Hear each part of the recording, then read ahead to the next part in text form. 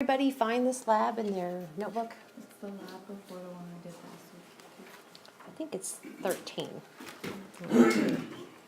Yeah, it's the one before you did the copper, and I'm still going to get you some data sheets.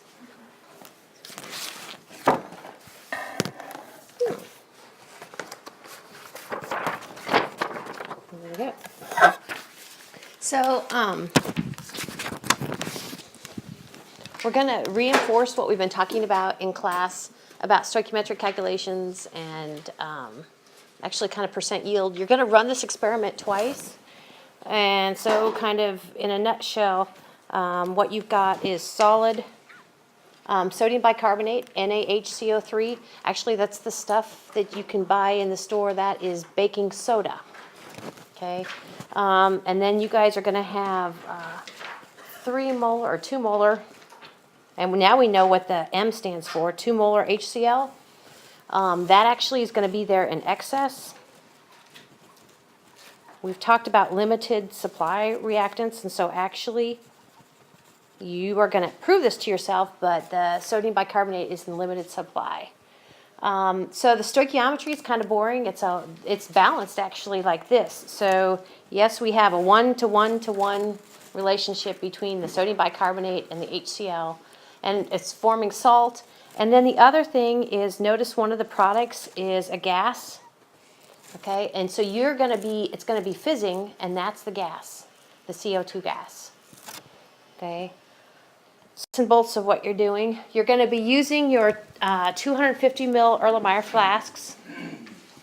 They're kind of heavy, but I think you're going to want that room for your reaction. It's the fizzing reaction, okay? You can do the same thing with baking soda and vinegar. So we're going to use sodium bicarbonate, which is baking soda. Instead of vinegar, we're going to use dilute HCl. So you want to get a weight on this. Now you're going to do this twice, so you have 2 data sheets. You're going to be using 2 grams of sodium bicarbonate and then 3 grams of sodium bicarbonate. And you figure with 3 grams of sodium bicarbonate, you're going to get more fizzing, right? Because that fizzing is that CO2, and you're actually going to weigh that CO2. Like, really? Yeah, you're going to weigh that it's gone. We're going to count on the fact that the mass that we start with in those 2 reactants, your solid sodium bicarbonate and your HCl, that mass needs to be represented in the stuff that's produced, your salt, your H2O, and your gas. Okay, and your gas is going to go. So the mass that you lose is the gas that goes. Let's say, so you'll do this twice. So you'll get a weight on this. Don't forget, we haven't used these scales much, but there's a tare button. That middle button is a tare button to zero it out. So get a mass on this. Feel free to close the glass sashes if you want to get a good mass. Write it down. And then go ahead and grab one of, there's 2 test tube racks over there, and it says 2 grams and 3 grams. So do the 2 grams first. Grab the 2 grams, dump it in here, and then weigh this again. So, of course, by subtraction, you can get the mass of your sodium bicarbonate that's in there. Okay. So record both of those masses. Step number 3 says, then you'll need your 50 ml grad cylinder. And I'm going to put a dedicated beaker over here. So here in this first hood is that 2 molar HCl that you're going to use. So go ahead and get about 30 mils, okay? Notice that for step number 2, it says get a mass of this. Get a mass of the cylinder and the solution, and record that, okay? So, and then we're going to record it back after we dump all of our HCl into our sodium bicarbonate. Then step number 3 says, all right, you're ready to add these 2 together. So little by little, it kind of talks about adding some. It says about 5 mils. Swirl it. Of course, it will fizz. Okay, you might want to move your books away. No gross errors. We'll try not to lose our liquid because we're going to be weighing these back. Okay, pour it in here little by little. Okay, the whole contents will ultimately go in here. This talks about there should be no fizzing. Does it say anything about 5 minutes? Swirling contents allowed fizzing to stop before adding. Okay. Step number 4 is telling you to take your empty. You added all your liquid. Take this back to your scales. Weigh it back. And then by difference, you can get the mass of your HCl solution. I'll show you what you're going to do with that. Okay, so this is empty. And then I thought there was a thing. Step number 5, vigorously swirl this for about 5 minutes. Okay. It's for about 4 minutes. Thank you, for about 4 minutes. Very good. So swirl this for about 4 minutes. Cool. Okay, so once this is, you've added it all, it's stopped fizzing, swirl it for about four minutes, then you're ready to go ahead and weigh that back. Now that should be lighter than your solid sodium bicarbonate and your liquid. It's lighter because the CO2 escaped. Okay, so once you weigh this back, don't forget to weigh it back before you dump it out. Okay, you ready to dump this out, rinse it out, kind of wipe it out, and get ready for your trial with 3 grams instead of 2 grams. And you do the same thing. Okay, so let's take a look at your calculations. Okay, so there's a data sheet for the 2 grams and a data sheet for the 3 grams. So at the top you can see mass of your empty Erlenmeyer, mass of this empty, mass of this plus your sodium carbonate. By difference, step number 3 is you get your mass of your sodium bicarbonate. Now, when there's a box, of course, you know that's a calculation. So let's look at the first box. It says calculate the mass of HCl needed to stoichiometrically react with your NaOH and NaHCO3. So basically, you are going for mass of HCl. This is a stoichiometric calculation. Beginning with your mass, which should be about 2 grams, of your NaHCO3. And you guys have done quite a few of these calculations now. What we usually do is take the mass of the one thing, use its molar mass, use its molar mass to get to moles of NaHCO3. Okay, and then we're going to go from moles of NaHCO3 to moles of HCl using the stoichiometric relationship, a 1-to-1. So I'll go ahead and give you a hint. This middle term is going to look like what? 1 mole of HCl, because the stoichiometric coefficient in front of it is 1 per 1 mole of NaHCO3. Then we have moles of HCl. To get from moles of HCl to grams of HCl, we need to use its molar mass. Okay, any questions about that?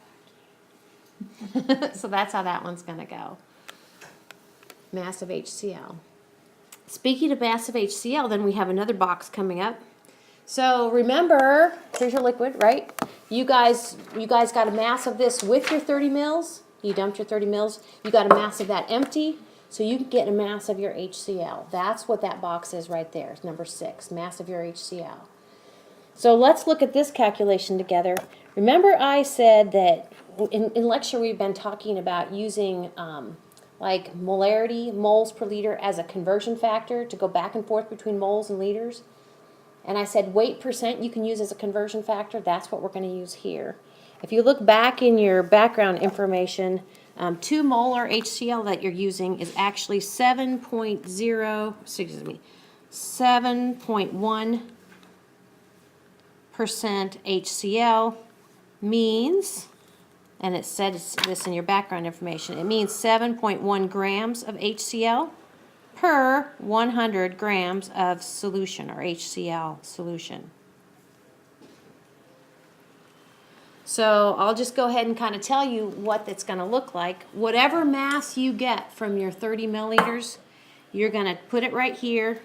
I'll use it X, whatever your mass is. X grams of HCl, it's going to be for your first term, over 1. And do you see where actually if we flip, oh darn it. See if I can go backwards, I can't. That should be X grams of HCl solution. X grams of HCl solution, that's step number 6, calculation number 6.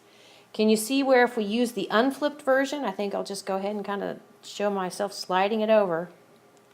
See, if we multiply these together, we get grams of HCl. Okay, so that's what you're going to do there. The question there is, how does it compare to what you needed? And hopefully you're going to see that HCl is in excess. So we'll kind of compare those 2 boxes. All right, going down to the next part. it says, what is the total mass of the stuff that you started with? So that would be line number 3, your sodium bicarbonate, and line number 6. You add that together there. And step number 8 is after the reaction. Remember, you got a mass of this after you shook it for 4 minutes, okay? That goes in number 8. Wait, yeah. Yep, mass of flask and contents after the reaction. Mass of contents is you subtract the mass of the empty Erlenmeyer, 8 minus 1. And then the mass of your carbon dioxide, remember you should have less mass than you started with, and that's the CO2 that's gone into this room. Thank you, global warming. You can get that by taking what you started with by the number 7, what you ended with number 9. So I'll be walking around. You guys will do great.